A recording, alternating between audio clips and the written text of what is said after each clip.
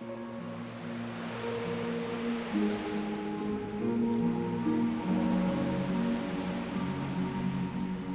White Rock, a half-mile off the eastern shore of Michigan's Thumb, has served as a travel marker for centuries, and has been a sacred site to Native Americans in the area for much, much longer.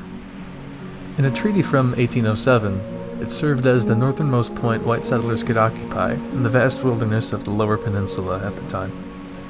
On the lands overlooking the rock, a town was forming, one that became a renowned fishing and lumbering port by the 1830s.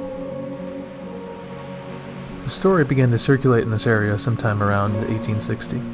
Its basis, in fact, is lost to history. A group of celebrating settlers in town sought to have a square dance out on the rock. They were warned against this by the remaining natives in the area, telling them the rock was sacred, and that it should only be visited to make offerings and give thanks to the Great Spirit. The settlers ignored these warnings, piling into 2 canoes and making their way out to the rock. All but one. One settler remained on shore, either out of respect to the natives or because he was too drunk to row a canoe. He watched as his friends climbed onto the rock and began to dance, continuing their celebration long into the night. By then, the settlers would be able to see nothing but the town lights on the far-off shore. They would not have noticed the storm clouds that had suddenly rolled in.